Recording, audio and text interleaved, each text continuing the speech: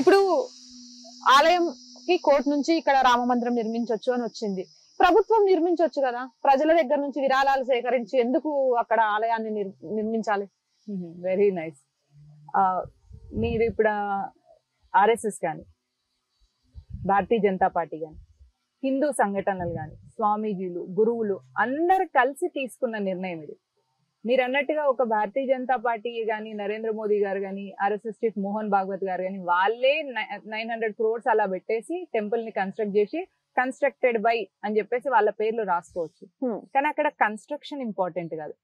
జాతిలో ఉన్న ప్రతి ఒక్క వ్యక్తి కూడా దాన్ని ఓన్ చేసుకోవాలి. ఎందుకంటే ఇది ఈ జాతి యొక్క స్వాభిమానానికి చిహ్నం.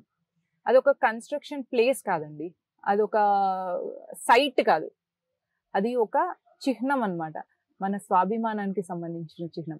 నేను ఒక ప్రౌడ్ హిందూని, నేను ఒక రామ భక్తుడిని, నా ఇష్టదైవం యొక్క ప్లేస్ ని అంటే జన్మస్థలాన్ని వేరే ఒకడు బయట నుంచి వచ్చి కూల్ చేసిన తర్వాత నా బాధ్యత ఏంది అని ఆలోచించాల్సిన తరుణం ఇప్పుడు వచ్చింది. ఒకటి. రెండు, 900 కోట్లు వస్తే గుడి కట్టేసుకుంటే సరిపోతుంది అనేది ముందుగా ఉన్న ప్లాన్. అయితే వాళ్ళు మేమెందుకు చేయాలి, అందరు కలిసి చేసుకుందాం. దీన్ని ఏమంటారంటే ఇంక్లూజివ్ సొసైటీ. ఈ థాట్ కేవలం హిందూస్ కి మాత్రమే ఉంటది. సో ఇందులో ప్రతి హిందూని కూడా ఇంక్లూడ్ చేసుకుంటారు. ఈ రోజు నరేంద్ర మోదీ గారు ఉన్నారు, ఈ రోజు మోహన్ భాగవత్ గారు ఉన్నారు. వాళ్ళు కన్స్ట్రక్షన్ చేసేసి వాళ్ళ పేర్లు రాసుకొని వాళ్ళు వెళ్ళిపోతారు. తర్వాత కాపాడుకోవాల్సింది ఎవరు? వచ్చే తరం. సో వచ్చే తరానికి కూడా ఇది మన స్వాభిమానానికి చిహ్నం. అంటే బయటి వ్యక్తి వచ్చేసి దీన్ని కూల్చిన తర్వాత మళ్ళీ మనం కట్టుకున్నాము అంటే ఆ ప్రౌడ్ మూమెంట్ వస్తుంది అన్నట్టు, ఆ ప్రైడ్ ఫీలింగ్ వస్తుంది. ఆ ప్రైడ్ ఫీల్ తో ఏం చేస్తారంటే దాన్ని కాపాడుకునే ప్రయత్నం చేస్తారు. కాపాడుకోవడం అంటే గుడి ఒక్కటే కాదు, గుడితో పాటు సమాజం ఉంటది. ఇప్పుడు ఆ గుడి మనం చూస్తున్నాం రామ మందిరం అని.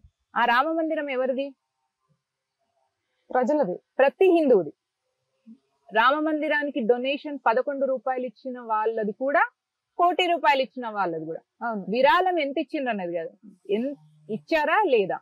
సో ఎవరెవరైతే విరాళం ఇచ్చారో ఆ గుడి వాళ్ళందరిది. సో ఇప్పుడు మనందరిది అన్నప్పుడు, ఇప్పుడు ఇల్లు మనందరిది అని కుటుంబ సభ్యులు అందరూ అనుకున్నప్పుడు ఆ ఇల్లుని కాపాడుకుంటాం.